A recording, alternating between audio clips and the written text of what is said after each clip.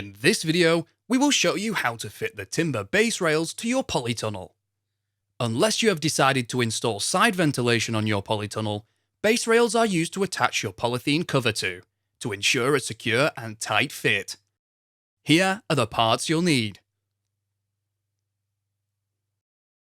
Timber base rails are 47mm by 75mm, commonly known as 3x2, and supplied in lengths of 1.8 metre and 3.2 metres long. Base rails fixed to the outside of the framework. They are attached to the framework using intermediate clamps and corner clamps. We will start by fitting the base rail down the length of your polytunnel. If your polytunnel has a slope across the width, then we suggest fitting the rail on the side that is highest first. Your foundations will have been positioned at a consistent height, and consequently, the swage joint can act as an indicator for the position of the rail. Set the base of the rail in line with the joint on the foundation. Fit a corner clamp to the corner hoop. To assemble, place the U-bolt around the corner hoop, with the threads pointing to the inside of the polytunnel. Place the tube pressing, then corner clamp onto the threads, ensuring the corner clamp wings run parallel to the width and length of the polytunnel and loosely secure in place.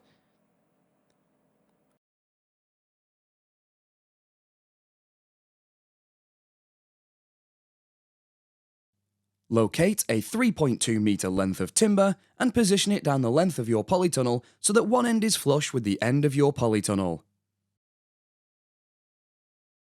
Ensure the wing of the corner clamp is in the centre of the timber, and that the timber is on the outside of the corner clamp wing, and make a mark on the timber through the corner clamp wing.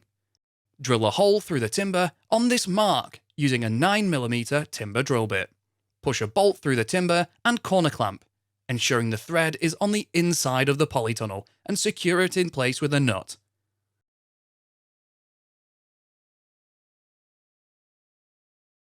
To secure the base rail to the intermediate hoop, use an intermediate clamp. Drill a hole through the timber on each side of the hoop using a 9mm timber drill bit. Place a bolt through each of these holes from the outside. An arched pressing is placed over the bolts and secured in place with nuts.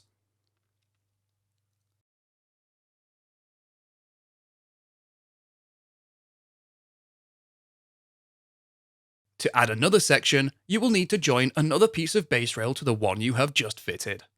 To join the pieces of base rail, you will be required to fit a nail plate to each side of the joint.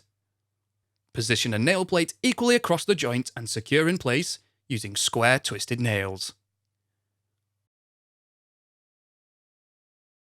Work down the length of your polytunnel, joining sections of 3.2 metre long base rail, Finishing with a 1.8 metre length if required, and securing them to the hoops using clamps. The base rail will exceed the length of your polytunnel and will be cut off later. We will now show you how to fit the base rail from the doorpost to the corner hoop.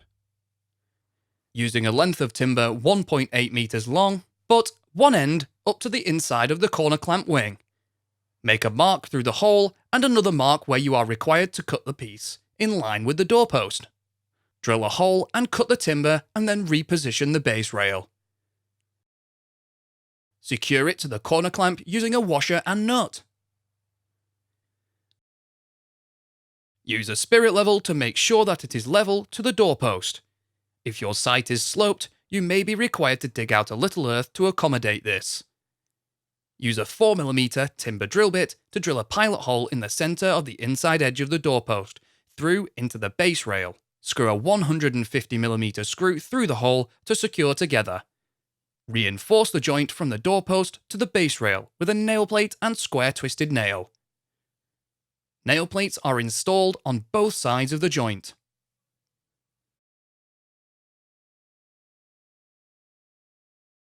Fit the base rail from the doorpost to the corner on the opposite end of the polytunnel using the same method.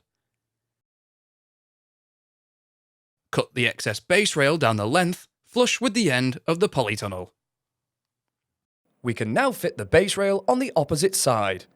If your ground is not on a slope, then repeat the procedure you followed for the first half.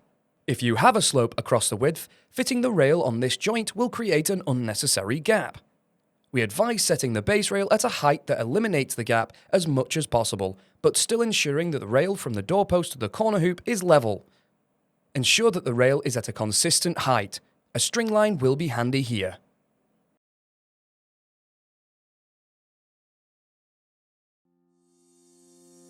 You can find more videos to help you build your polytunnel and construct.firsttunnels.co.uk. We also have a construction helpline if you require any further assistance.